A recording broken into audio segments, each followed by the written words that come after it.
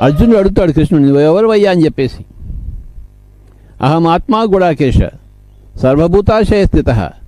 నేను ఆత్మను ఓ అర్జున, సర్వభూతాశయ స్థితి, నేను అన్ని చోట్ల ఉన్నాను. అహమాదిశ్చ మధ్యం చ భూతానాం అంతయేవచ. నేను సకల భూతజాలం యొక్క ఆదిని మధ్యాన్ని అంతాన్ని అని చెప్పాడు జవాబు. అహం ఆత్మా గుడాకేశ సర్వభూతాశయ స్థిత. అహమాదిశ్చ మధ్యం చ భూతానాం అంతయేవచ.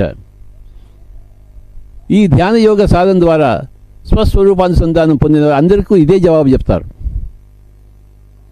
ఏ ధ్యాన యోగిని నువ్వెవరివయ్యా అని అడిగినా కూడా ఇదే ఆన్సర్ వస్తుంది. అహం ఆత్మా గుడాకేశ సర్వభూతాశయ స్థిత.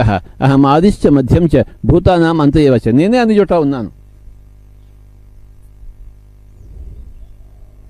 సకల ప్రాణికోటిలోనే నేనే ఉన్నాను. భూతకాలంలో, వర్తమానంలో, భవిష్యత్తులో ఎప్పుడు నేనే ఉంటాను. ఏ ధ్యానిని అడిగినా ఇదే జవాబు వస్తుంది. ఏ పతంజలిని అడిగినా, ఏ బుద్ధుని అడిగినా, ఏ వర్ధమాన మహావీరుని అడిగినా ఈ యొక్క నిర్వచనమే వస్తుంది. అహం ఆత్మా గుడాకేశ సర్వభూతాశయ స్థిత. నేను అన్ని చోట్ల ఉన్నాను. నేను లేని చోటే లేదు.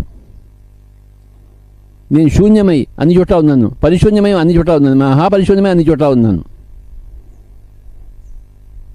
నేను సత్యమై అన్ని చోట్ల ఉన్నాను. పరిసత్యమై అన్ని చోట్ల ఉన్నాను. మహాపరిసత్యమై అన్ని చోట్ల ఉన్నాను.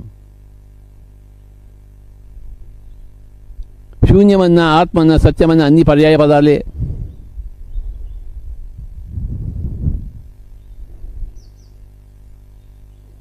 ఏ ఆత్మజ్ఞానం దగ్గరికి వెళ్ళినా నువ్వెవరిపైనా అడిగితే ఇదే జవాబు వస్తుంది. భగవద్గీతలోని జవాబు అహం ఆత్మా గుడాకేశ సర్వభూతాశయ స్థిత. అహం ఆదిశ్చ మధ్యం చ భూతానాం అంతయేవచ. ఇదే జవాబు వస్తుంది. నేను అన్ని చోట్ల ఉన్నాను అయినా నేను లేని చోటే లేదు. నేను ఆత్మ పదార్థాన్ని, సర్వాత్మ పదార్థాన్ని, నేను శూన్య పదార్థాన్ని, సర్వశూన్య పదార్థాన్ని, మహాశూన్య పదార్థాన్ని. అది పదార్థమే.